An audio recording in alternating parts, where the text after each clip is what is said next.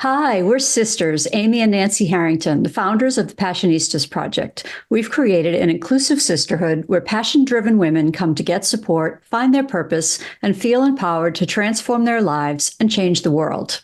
On every episode, we discuss the unique ways in which each woman is following her passions, talk about how she defines success, and explore her path to breaking down the barriers that women too often face. Today, we're talking with Claire Jones and Amaranthia Sepia. Sepia. Sepia. Sepia. Yeah, Sepia. Sepia. Sepia.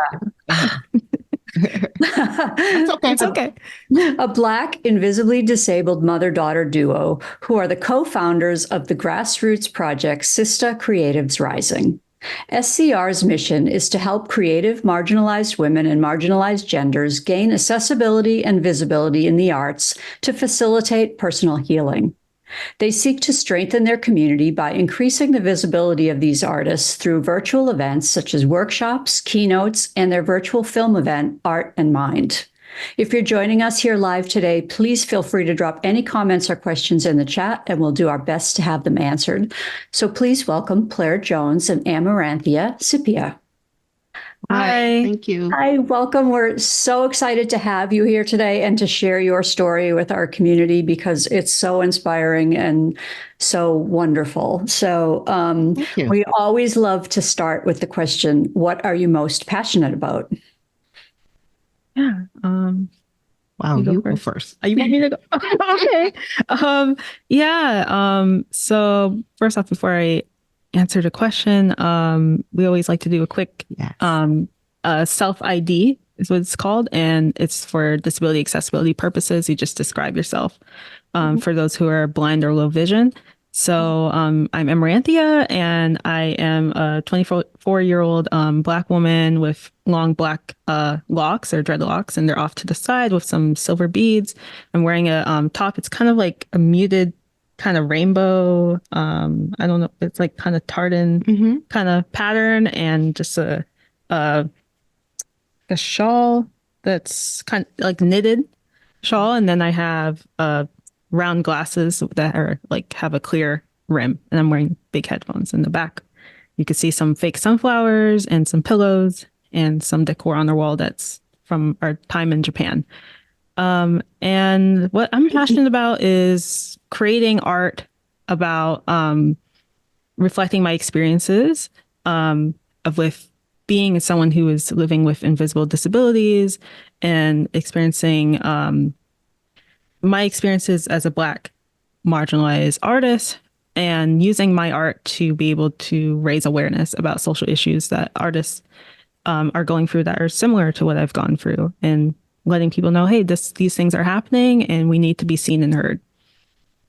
Yes, hi, I'm Claire, Amaranthia's mom, and I am a 61-year-old Black woman from the Caribbean, Barbados specifically.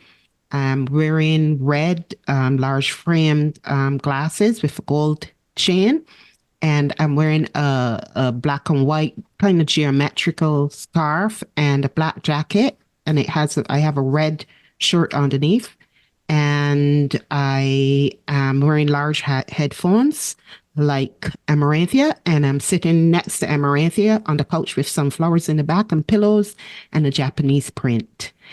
Thank you for being here. What was the question again? What are you most passionate about?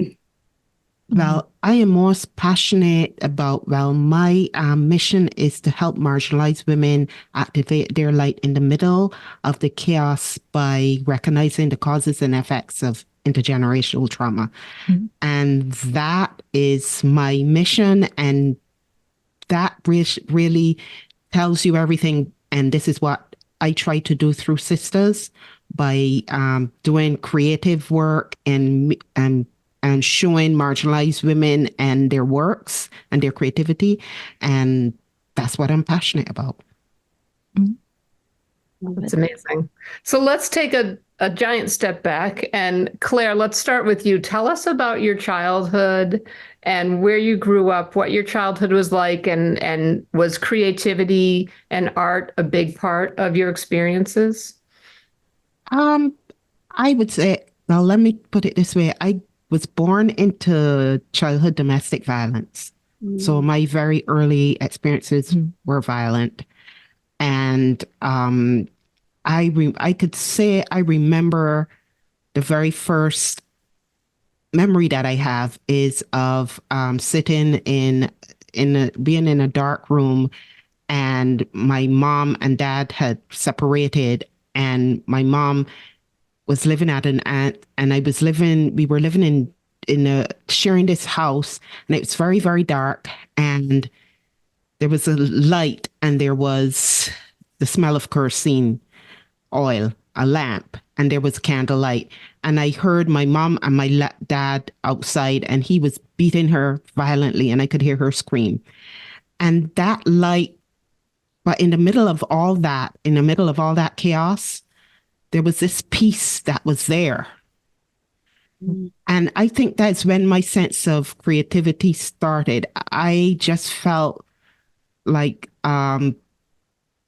in that moment, I just felt something come over me, and it translated itself eventually as I grew and under this violent environment, through writing. And because I was living in Barbados, it was so beautiful. I had every day, whether it was raining or the sun was shining, everything was organic, the smells, the sounds, even the scent of when they were paving the roads. You can smell that scent of the tar. And I could remember that vividly. Everything was so vivid and so strong. But even in the midst of all that, I just still felt, although I was in that violent situation, I still remembered all that. And so when it came time for me to be in school, it came in words. So I was very creative with my words and writing, and my dictionary was my favorite book.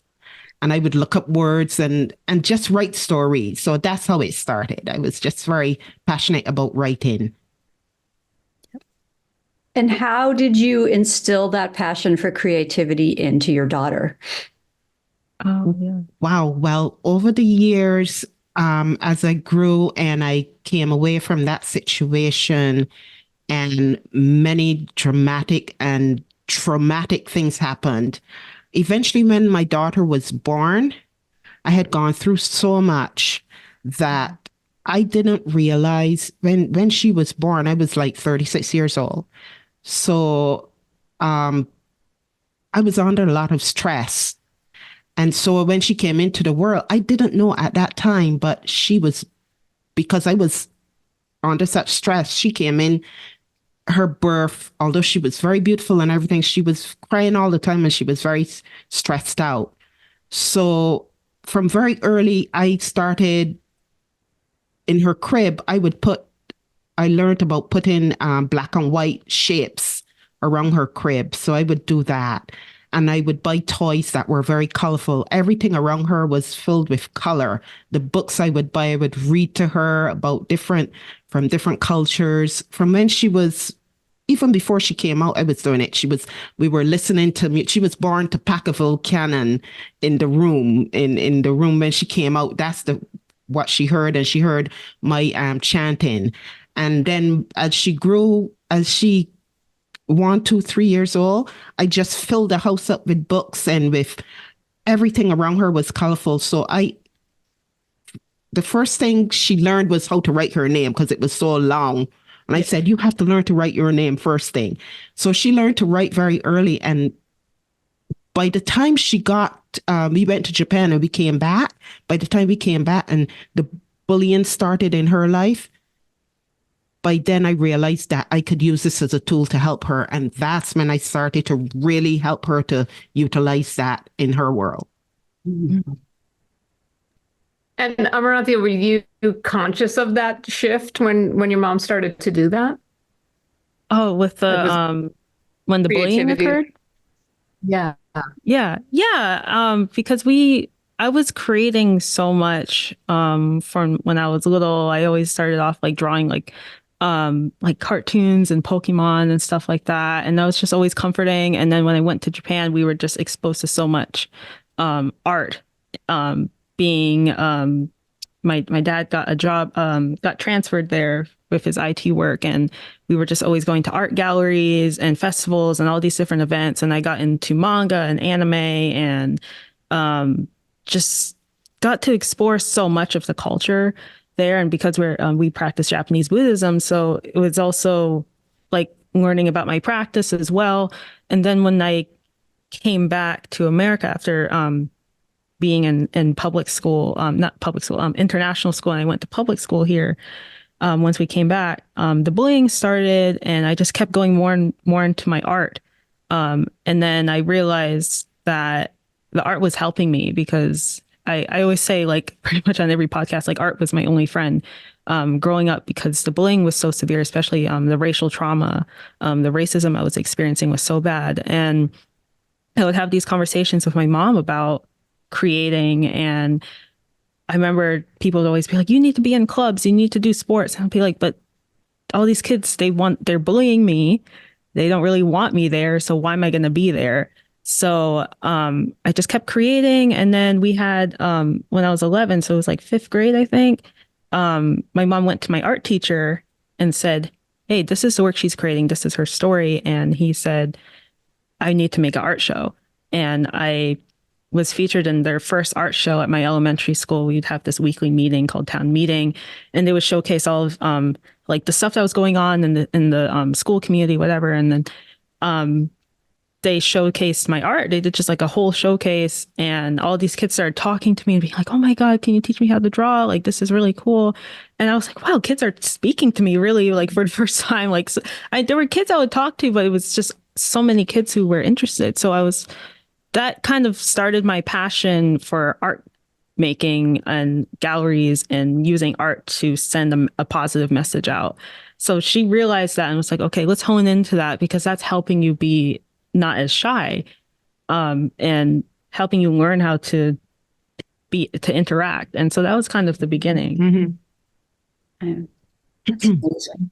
So if you're comfortable talking about it, could you tell us a little bit about each of your personal health journeys and how that led to Sista Creatives Rising? Well, I'll go first. Yeah. Well, as I told you, going back to when Amaranthia was born, and when I got into college, to Mount Holyoke College, I did work. My work was about understanding the intergenerational trauma. And I did it through playwriting and directing and research. And I did a research trip. I'm telling you this so I can come forward and explain it to you. I did a research trip, and I went to the slave houses off the coast of Senegal on Gorée Island. And I wanted to understand what had caused my dad to be so violent. And so through my research and everything, I landed there, and I stood at the door of no return, and I saw where the slaves went through the last view of Africa before coming to the Americas and the Caribbean. And I was standing there, and at that moment I realized this was something big, but I didn't know how quite big it was yet. I didn't even know I was going to have a child in a couple years later. And so I came back, and my brother in Barbados passed away, and he died. And that really caused a lot of trauma again.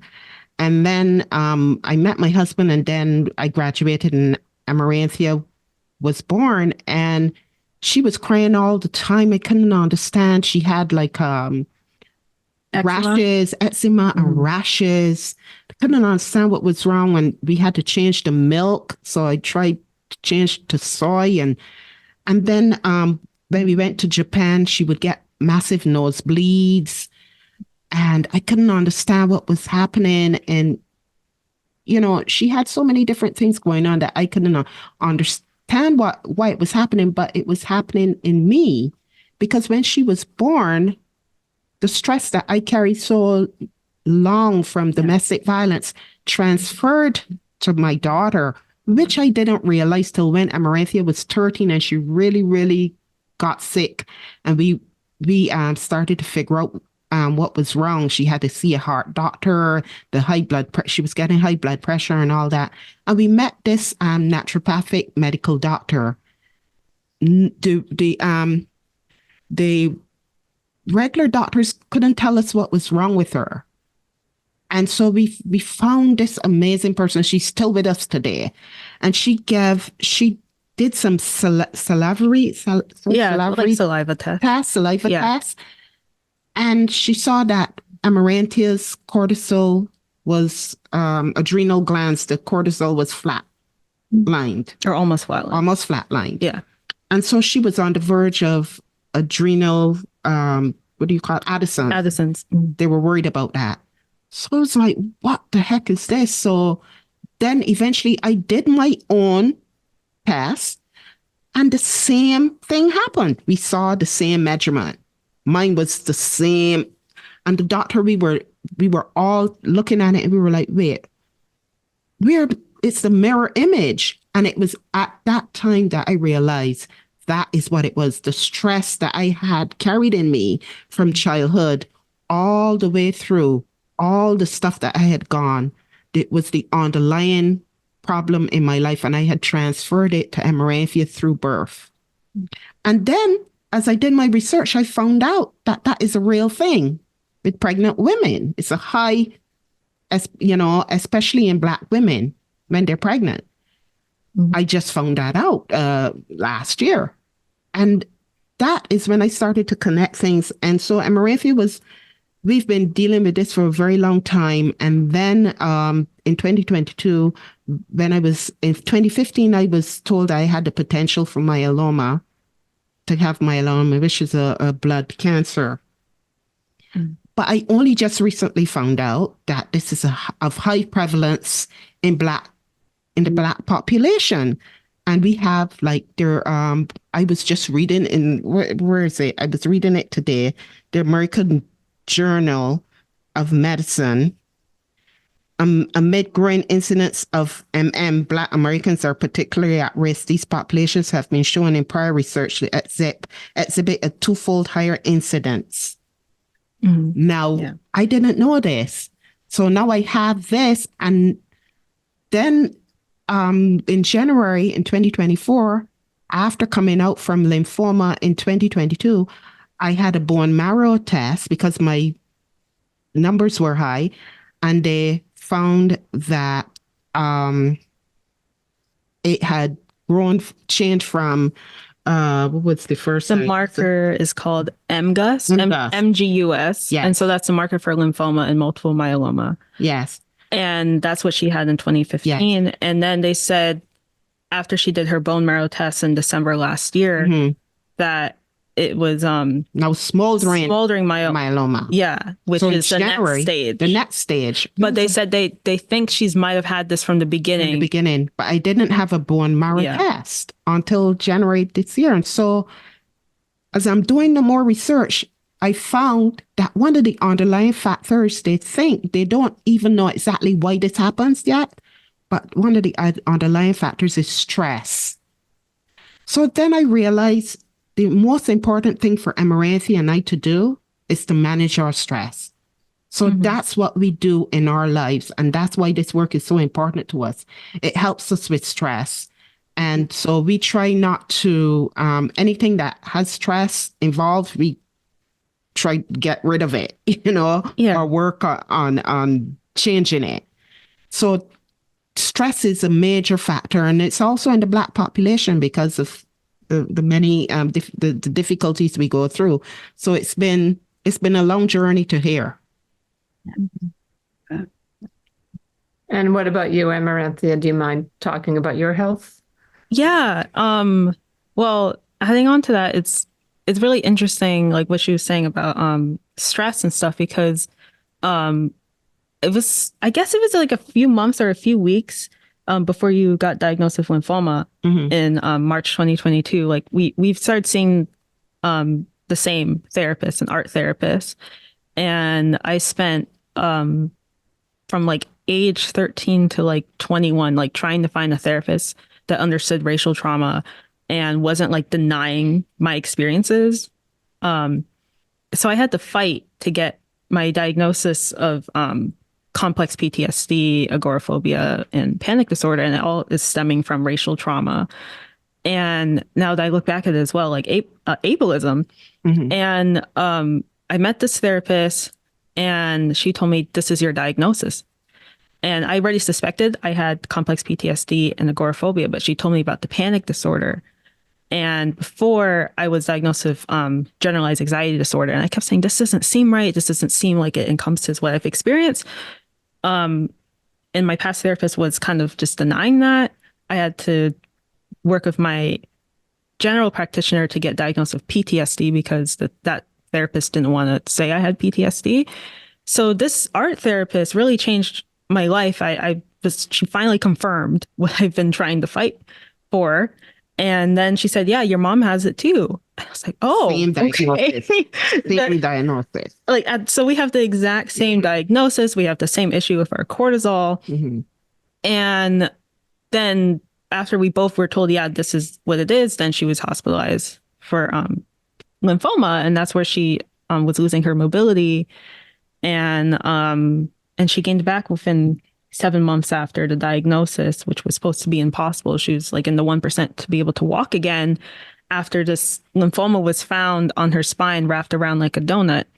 And that was very difficult because we had to face the panic disorder and the agoraphobia and have to go out and do in the these middle things. of COVID. And yeah, COVID surge. Yeah, COVID surge. And in case people don't know what agoraphobia is, it's basically you get panic attacks and get very overwhelmed and sensory overload when you go out, especially if you're by yourself and you'd rather just stay home because it's so much stress and many triggers that occur that it causes physical health issues. And so I've used my art to be able to tell this story and share my experiences. And with Sista Creatives Rising, it's been so like imperative to do it because through creating it, we realize, wow, there's so many other people, especially Black and brown people who are experiencing this as well, and they're isolated. And it's why we do everything virtually because so many of them can't go out. They're immunocompromised. They're cancer patients. They're caretakers for people who are severely ill. And so we just use our health journey and the experience of like having to fight for care, having to fight to get good health care, having to fight to be listened to by our doctors and receiving good mental health care, and to encourage others like, hey, you're not alone, that this is a big issue. And for so many years, I felt alone because living in a majority white community in New Hampshire, I don't really interact much here because there's so much racism and unfortunately hatred I've experienced just being a Black woman, just walking around. Yes. So yeah. And the other thing I wanted to add about the agoraphobia, I have lived my life. I've had to live my life, and I wouldn't get here. I wouldn't be here talking to you if I didn't push through all of this anxiety that I obviously carried all my life, but I didn't know. I didn't know what it was, But I knew that when I had to do something, I just would go do it and I'll barrel through it. But I had agoraphobia all that time. Mm-hmm. But somehow I was able to go through it, but no one ever saw at the end of the day what happened when I went back to my house. Or on the weekends when I was alone in my house, how I would curl up in the bed and just be, in the fetal position. And no one ever saw that. And so at 59, when I get lymphoma and learning that this was my diagnosis, I had panic disorder, complex PTSD, agoraphobia.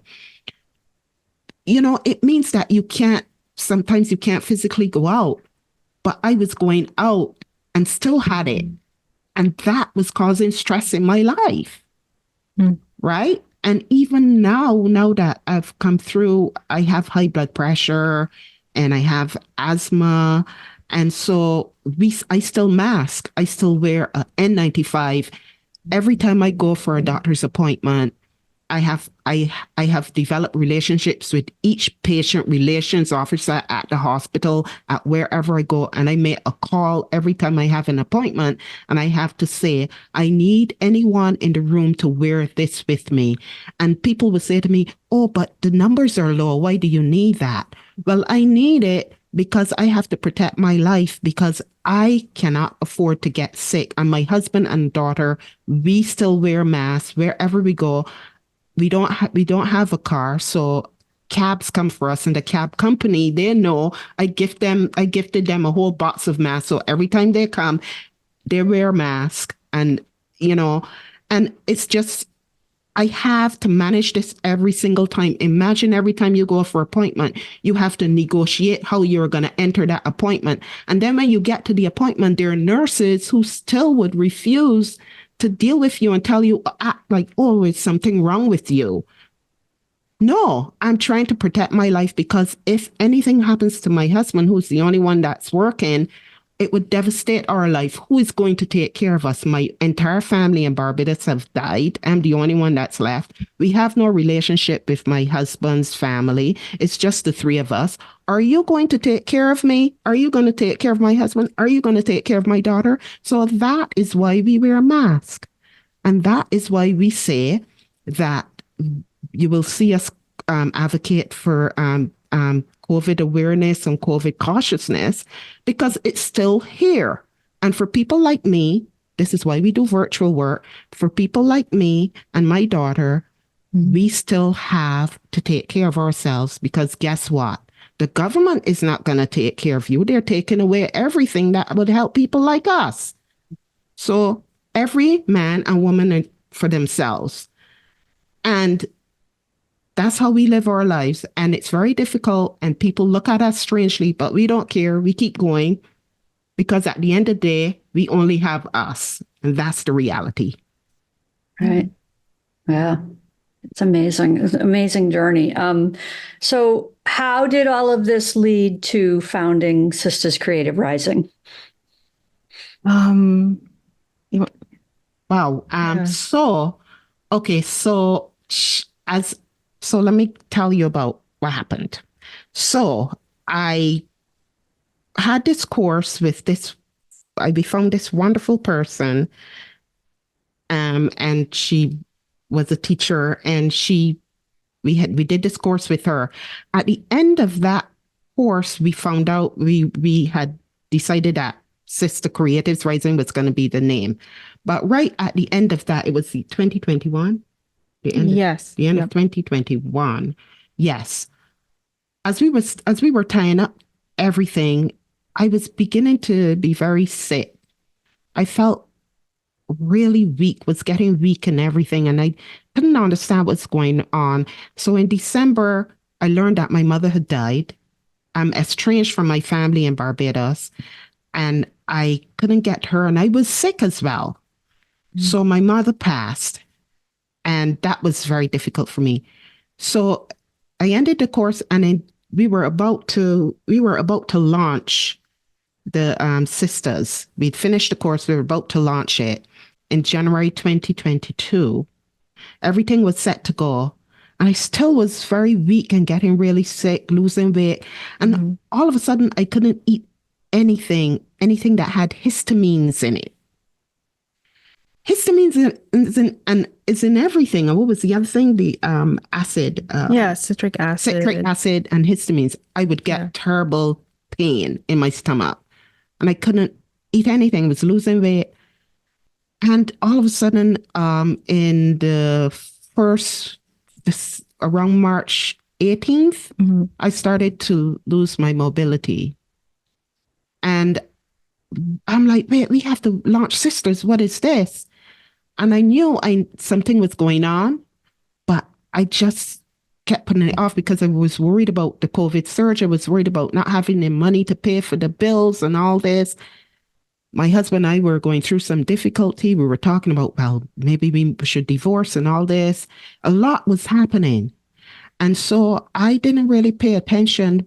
And in the space of 6 days, I started to lose my mobility. And finally, I was holding a cane and walking with a cane. And I said, oh, I'll get over this. I'm just going to go look up for some leg weights on Amazon, put them on my legs, and they'll help my legs to move again. I don't know. Don't ask me what I was thinking.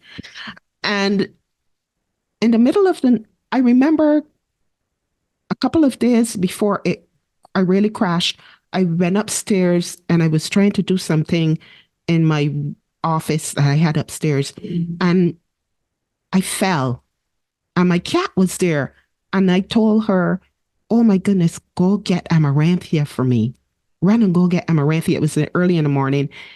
And she looked at me and I heard her running and she ran and I heard her. She went and got Amaranthia. And Amaranthia, I said, well, I fell.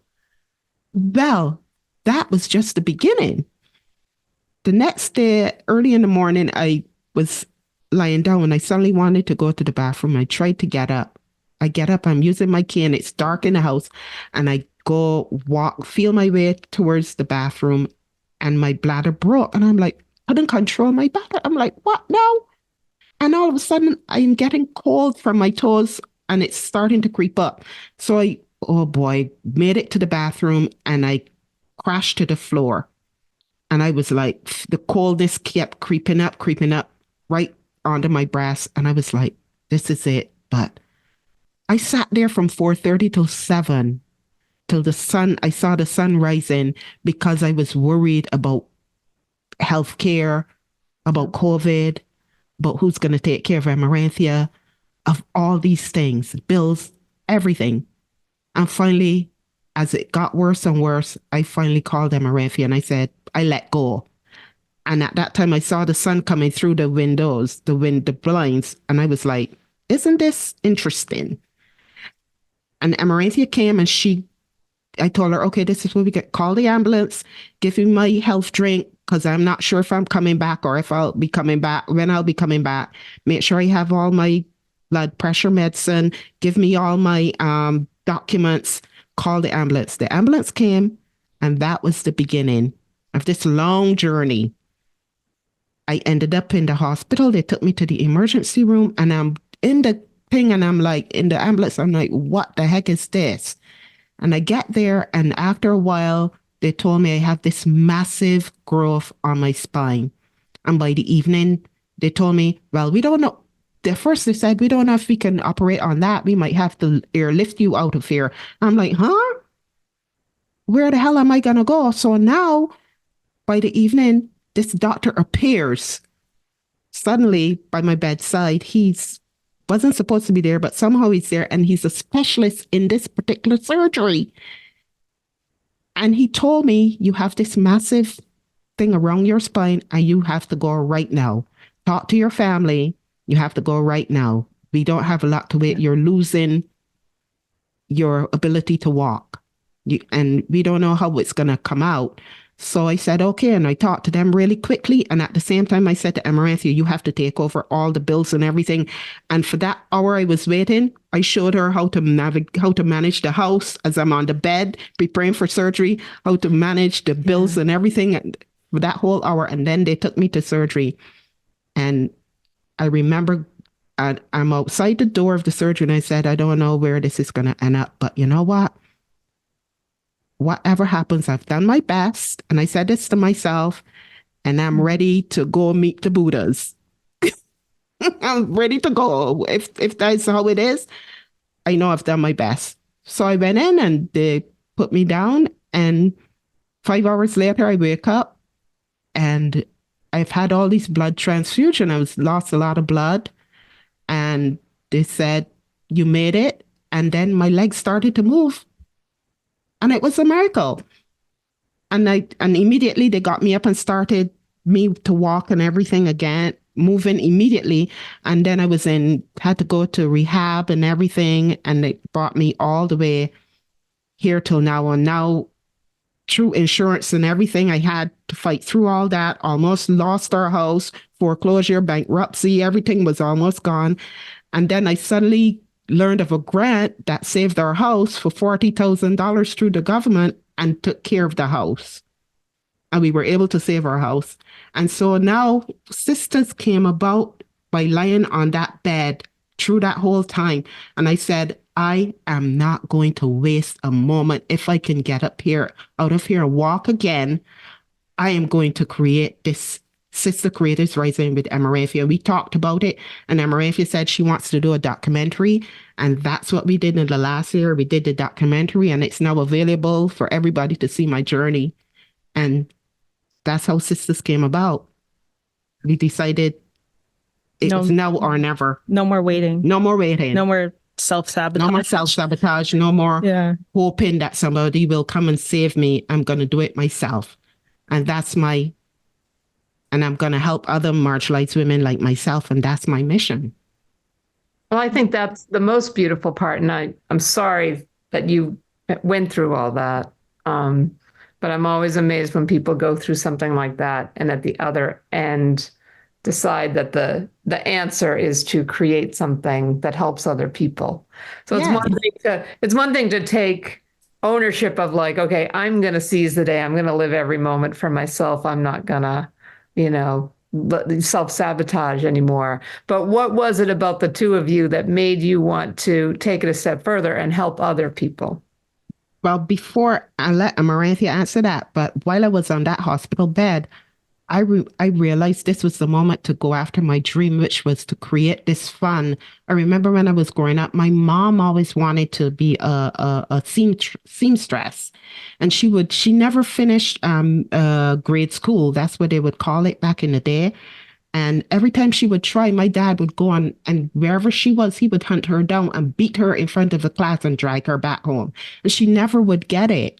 So I said, one day I'm going to free my mom, and I'm going to get away from here, from this life that is so painful and all this suffering. And I'm going to find a way to help my mom, and I'm going to come back and help her, get her home, and I'm going to write and become a well-known writer and be able to take care of her. And I'm going to help other women along the way.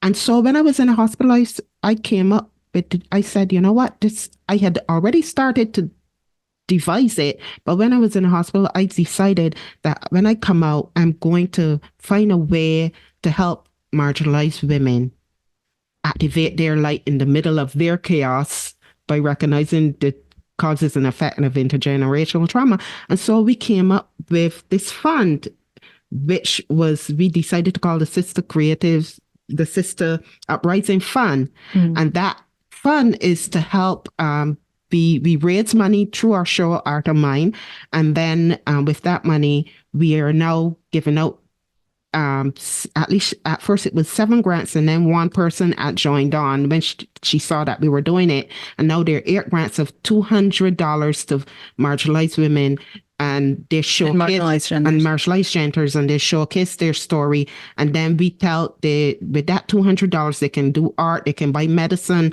they can pay a bill. And so now we just closed it, and we have those 8, we are about to select those 8 artists to help them realize, further their creativity. And so that is what I'm passionate about. And that's why I came out and I could help myself, but I still felt that it was important for me to help other women like myself, because I know what it was like when I was growing up and I didn't have enough money to help me do what I needed to do. And I also saw it with Amaranthia. And so I understand from a deep level. And so that is what we're doing. Yeah. Did you want to add anything to that?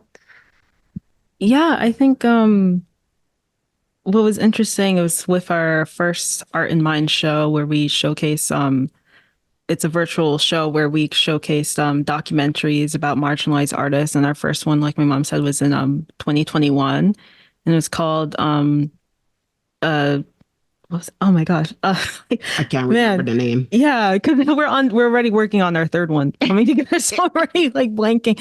But it was talking about women, femmes, and their mental health during COVID. That's pretty much what's the title. And we showcased this documentary, and we have like therapists speak, we have disability activists speak, talking about these issues within these communities, and they give free resources as after people watch the documentary. And what we do is these artists tell their stories through they tell their stories and they showcase their artwork and how they create and why to encourage others. So it's a very positive experience. And we fundraised for Brain Arts Org, who was became our sponsor for the second show, and they're an organization in Boston helping marginalized artists, mostly Black artists. And that was like a $750 we fundraised. And once my like my mom said, we did the course and then she got sick and we had all this whole delay with launching Sistas. So then when we relaunched last year in January, we partnered with Brain Arts again, and then we partnered with Dancing Queerly Boston. It's another organization helping queer artists who are queer performers. And we're talking with Brain Arts and they said, you know what, don't fundraise for us again, because well, that was the plan. And they said, this is the time to do your grant fund that you've talked about before. And I said, yeah, you're right. We should do that. And so we did that. And then our goal was to raise 1,000 and we raised $1,453. And that became the 7 grants. And then recently we had so many delays because like my mom said, she had to go for her bone marrow tests and all this stuff. So we finally like had the open call start in March, and shortly after we launched, this Black woman who owns this project called For All Things Digital, she puts out these resources for mostly Black creators, and she said, I'm going to sponsor and give you another $200 grant. And so we reached 8, and now, like my mom said, we're in the process now of curating and pulling together finalists, making the graphics and everything. We're going to do a video showcase because they all sent in videos telling about why these funds would help. So we're going to put that together. We're going to have a virtual gallery. It's called Kunst Matrix, and they're going to showcase in that. And it's like you get to walk through the gallery and music plays and you get to click on each thing and on the walls and interact with it. So we're really excited to pull that all together and have it ready for June. And yeah, it's just been a long journey. We've been wanting to do this since 2015, and with so many delays, and we kept thinking, is this really possible? Like, is anyone really going to want to help us? Because it's so hard to get grants and funding. Exactly. Black women didn't.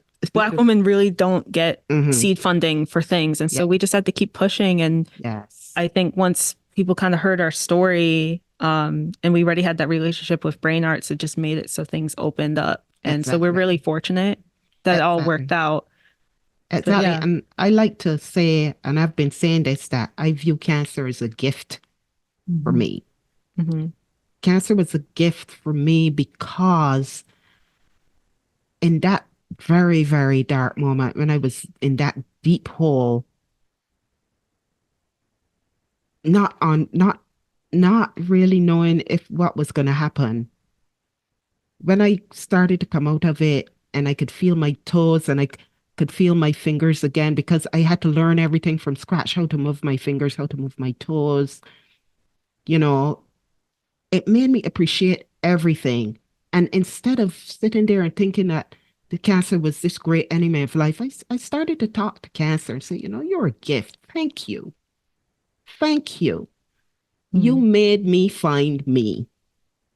And if I hadn't experienced that darkness and that heaviness and of almost losing the only thing that I had, my feet, because when all the violence and stuff happened, I could run. When I would get into bad relationships, I could walk and I could run. When I made friends that I thought were friends and they weren't friends, I could run. I could walk. I could jump. I could go on an airplane. I could do everything. I was free.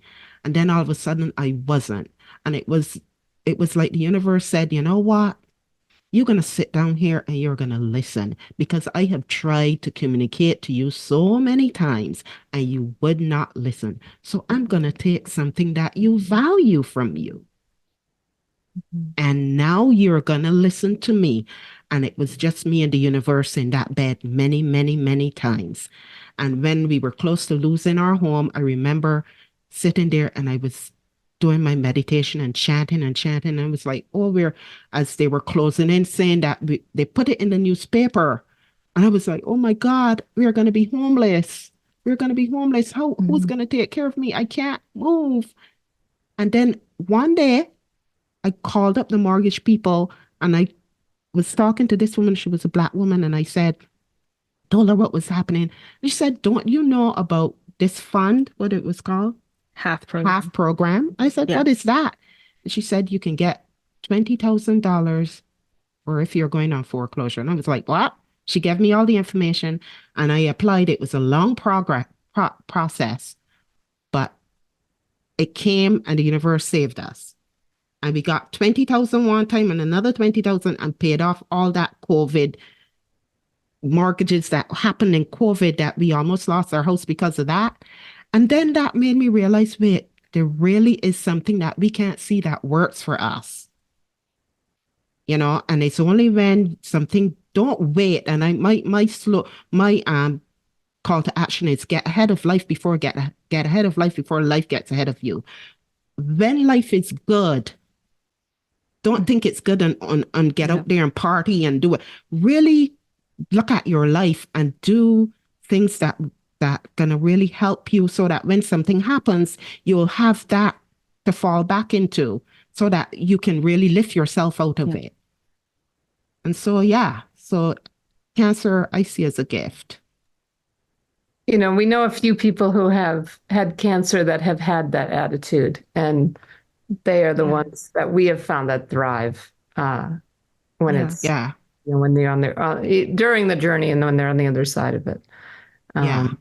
It's a really beautiful perspective to have. Wow. Thank you. What's the one thing that you each have learned from each other in the process of creating this beautiful,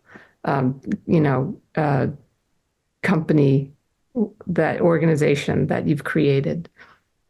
Man, I think something I've learned from my mom is, when I saw her get sick, and I saw her on the floor and how the firefighters had to lift her into the ambulance and just seeing her fight through that. I remember when she had this brace and it was like a car crash type of brace. So it was like from here down to her torso and she could only look forward. She couldn't look left or right. Just forward. And we always say like that's a metaphor. That's for, my like, metaphor. What she needed to do in that moment. Just look forward, keep going. And she going through that like challenged me to understand my disability more and to understand that we're both disabled and that despite what we were going through with our health, to just keep going, to not give in or give up with all these terrible things that were happening, like she was saying with the bankruptcy and almost losing her home. Like somebody just kept telling me, keep going, because my mom is still going. Like everyone told her, like, this, you're not going to be able to really walk again. You're going to have a 50% chance of paralysis. You're going to have neuropathy for a long time. You're not going to be able to, you're probably going to have to use a walker or a wheelchair.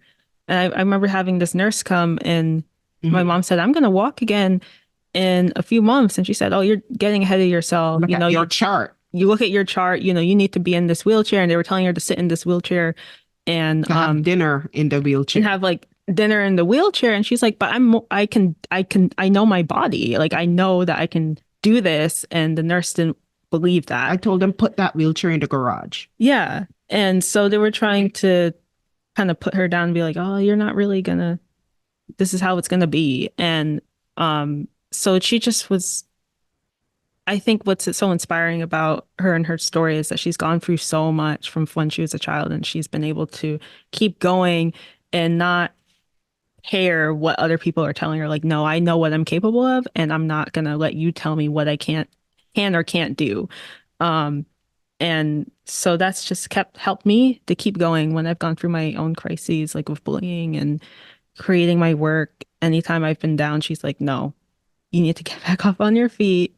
Yes, take time to rest, but don't fall into that black hole basically, and keep going with it. And I mean, there's so many times like she's just lifted me up, and I've done that for her too. Mm-hmm. I know you could, Yeah. there's so many times I've done that for you too. So I feel like, Yeah. yeah. Yeah. I think for Amaranthia, when I was in the hospital, my incentive to get out of there was my child. Mhm. And I was like, I have to get, she's not there yet. There's no one understands her like me. No one understands her disability. And people have been saying that she should go out and do things like a regular person, but she's not a regular person. She has this disability because she looks okay. People don't understand what she has to go through in the morning just to get up. I have to make sure she has her medicines next to her. She takes a long time to get up. It's a long, every day starts out we don't know how it's going to be, you know? And so I was like, I have to get back to her. And I put her in front of me and I was like, I have to make sure that she's okay. And I said to the universe, give me this opportunity to get back to my child so that I can help her. And I will do everything that you want me to do. I will do everything that I need to do. And that's pretty much been it. I've followed through with it. And I trust her. She trusts me. And it's wonderful seeing her work through all these problems. She helped me. She set up everything in the house because my husband is a contract worker. He could not leave to even come and visit me at the hospital because he would lose money. So he was the one making the money. And I couldn't visit either. And through this whole thing, our relationship changed, but it's got stronger. And all of us are tight now. And Amaranthia he made sure that we had the money for me to get my bed, there were so many different things I had to get because you have to get all these disability tools, you know, and, you know, she did all that. She started to manage the books. She cooked all my meals. Then in the hospital, they told me they don't have almond milk or they don't have oat milk. She and my friend who helped me, who was by my side, I had a friend who was by my side and never left my side. Her name is Angela, and I love her to death. She's awesome. And she would help me in the hospital, and she made sure I had oat milk, and they would put a little ice box next to me so I can have oat milk because the hospital didn't have that. There were so many things that Amaranthia did, and she just commanded everything, and I saw her grow. I saw her grow from me taking care of her to her taking care of herself. And now I feel at peace that if anything were to happen to me, that she would be okay. And that I feel is also a gift from cancer, that it gave me that space to let go of my child and let her walk on her own because I was so afraid for her to walk on her own. And so, yeah. Yeah. So you both learned how to walk. Yes. Yeah. In different ways. That's true. Yeah. It's really amazing. How can people get in touch with you and see the film and find out more about what you're doing? Well, people can get in touch with us through our website, sistacreativesrising.com. And our Instagram, we just reached like 1,000 followers, like shortly after we launched the open call for our micro grants.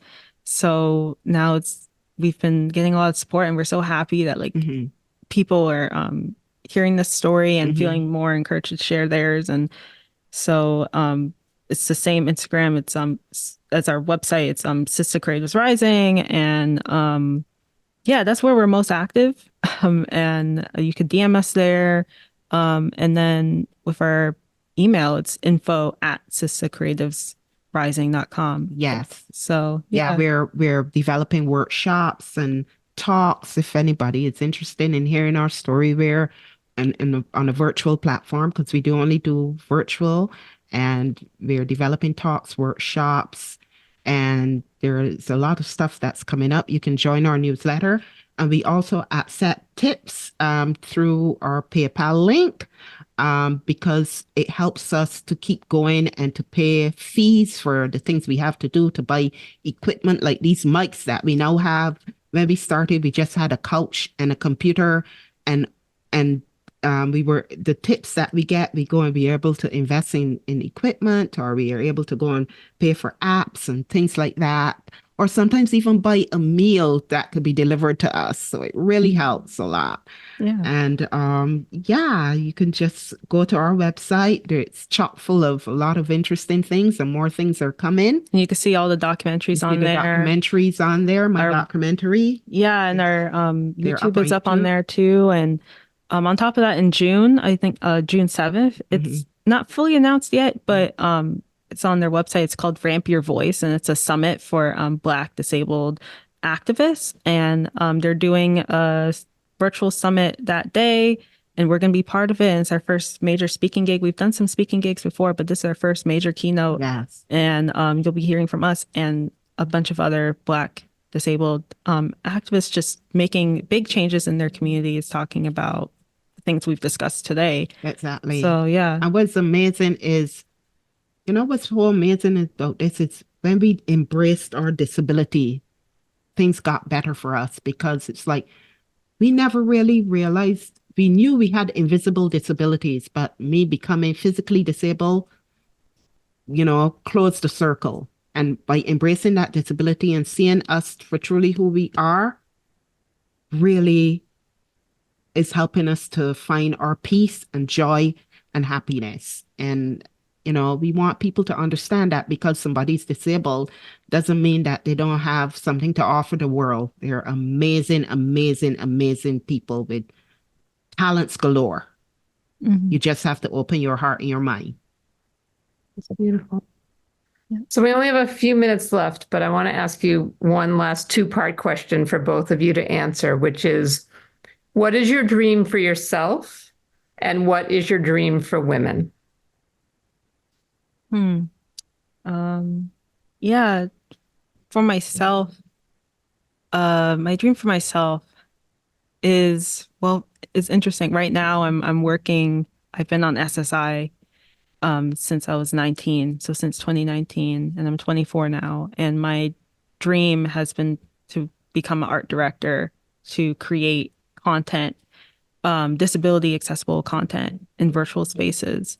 Like what we do with Art in Mind. So I'm kind of doing it already, but I want to expand and be able to have this as a job. So then I would be able to move off of SSI and be able to really fully support myself and be able to support other women and marginalized communities who are also isolated, still masking, still COVIDing, still have these disabilities where they can't go out into the world and experience things and have fun. So I want to be able to create those kind of spaces and work with other organizations to do that. And my dream for women is, with so many different things going on in politics where women are losing their rights, they're losing their ability for healthcare access, they're losing their ability to get disability care, mental health care.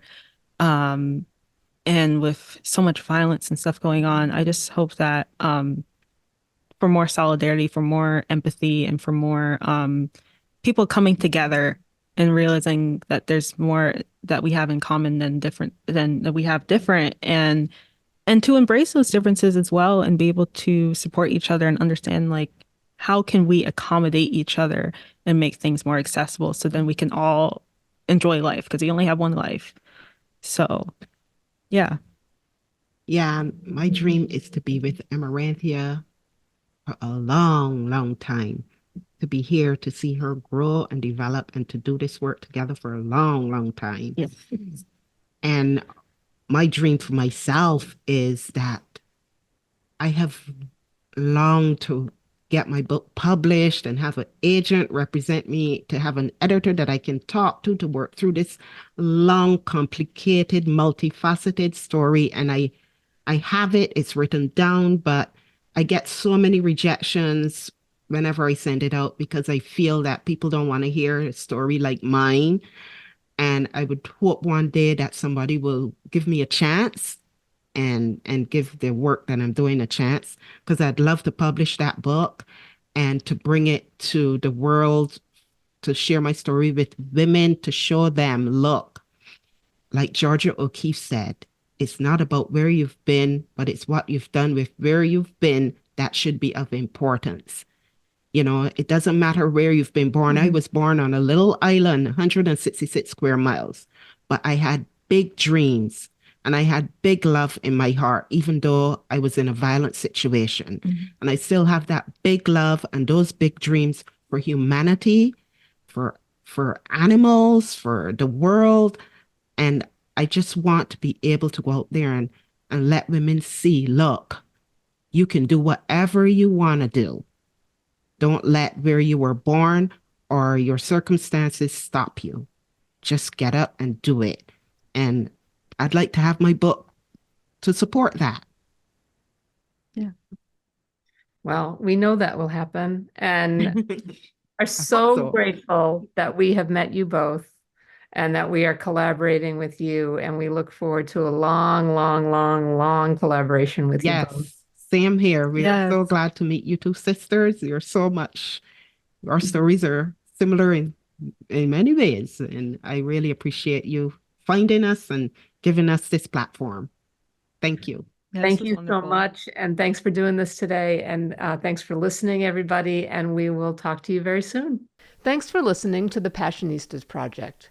Since we're not only business partners, but best friends and real life sisters, we know how unique and truly special our situation is. We know so many solopreneurs, activists, women seeking their purpose, and more, who are out there doing it all on their own. They often tell us that they wish they had what we have. So we're creating a space for them and you to join our sisterhood, where trust, acceptance, and support are the cornerstones of our community. By joining, you become part of our family. We'll give you all of our sis tips on building meaningful relationships through the power of sisterhood and all the tools you need to thrive in 3 key areas: business growth, personal development, and social impact. You'll learn from our panel of Power Passionistas, who are experts on topics like transformational leadership, following your intuition, the power of voting, and so much more. You can join us virtually and in person at storyteller events and meetups to connect with other members of the community.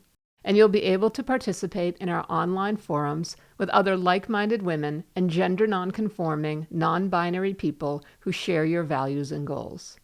Be sure to visit thepassionistasproject.com to sign up for your free membership to join our worldwide sisterhood of passion-driven women who come to get support, find their purpose, and feel empowered to transform their lives and change the world. We'll be back next week with another Passionista who's defining success on her own terms and breaking down the barriers for herself and women everywhere. Until then, stay passionate.